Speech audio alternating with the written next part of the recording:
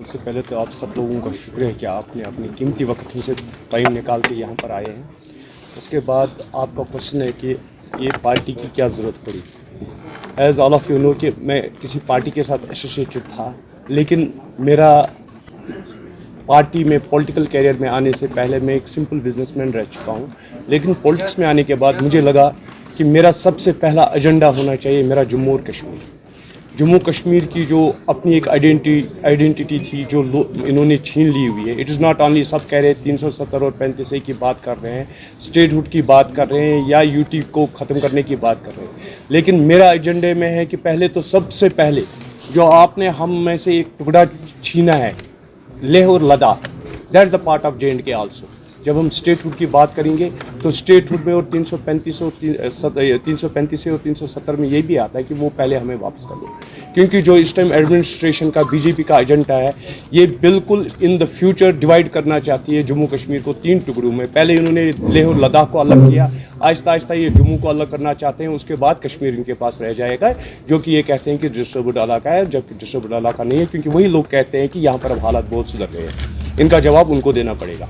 तो सबसे पहली बात है कि जम्मू कश्मीर के लोग एक हो गए हैं इस स्टेज पे, जम्मू और कश्मीर एक हो गया हुआ है, and within no time there will be representation from Leh and Ladakh also, ताकि ये स्टेट फिर उस डेमोग्राफी में आ जाए जो ये रियलिटी में है, जो ये पहले थी।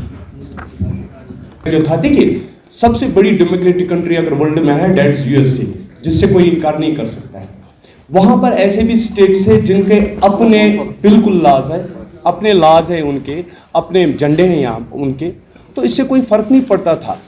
बेसिकली बीजेपी ने क्या काम किया कि यहाँ से 370 विच इज़ टेम्प्रेरी, वो हटा नहीं पाए हैं क्योंकि ये असेंबली से भी पास नहीं हुआ। अगर वो हटा रियलिटी में हटा होता और JNK रियलिटी में UT बनी होती है, जहाँ पर बहुत सारे एप्लीकेबल लॉज थे, लेकिन जो यहाँ पे लागू नहीं है क्योंकि ये परफेक्टली हटा नहीं है। हमारा जो झंडा है वो हमारी एक पहचान थी, दैट इज आवर आइडेंटिटी। क्यों छीना गया? इनको चाहिए था बीजेपी को कि कश्मीर को हमने ख़त्म कर दिया है, जो इन्होंने बोला भी न्यूज़ में बोला।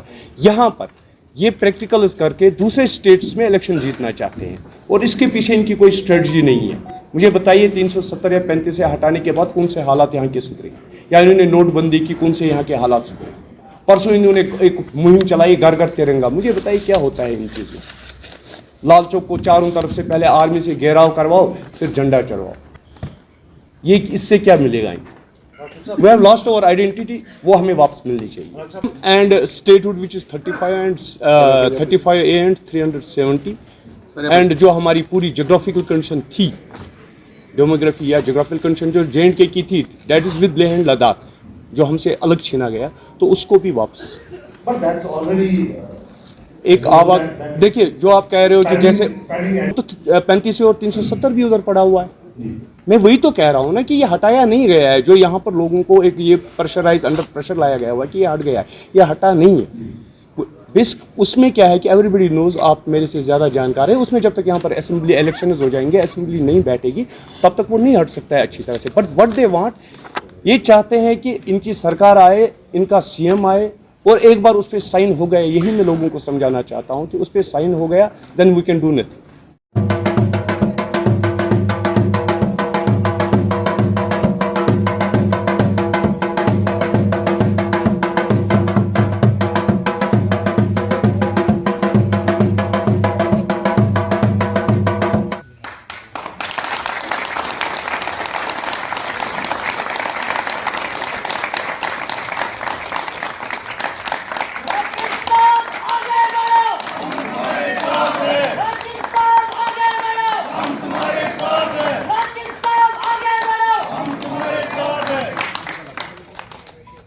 आम आदमी डेमोक्रेटिक पार्टी जिंदाबाद, आम आदमी डेमोक्रेटिक पार्टी जिंदाबाद। इनका इंकलाब आएगा, ADP लाएगा, इंकलाब आएगा, ADP लाएगा। मिस्टर जहांगीर मजीद और सिकंदर अली साहब, अगर कहीं मैनिफेस्टो डिस्ट्रीब्यूशन होगा, मैं फिर से गुजारिश करूंगा कि इस मैनिफेस्टो को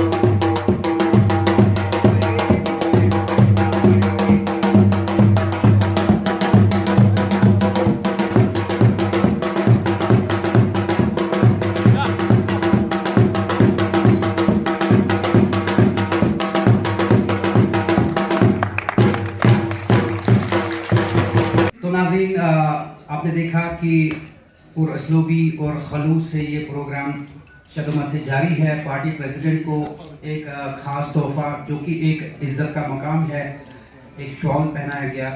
ये बताते चले कि सबसे पहले जो प्रोग्राम में होना है वो ये है कि हर एक पॉलिटिकल पार्टी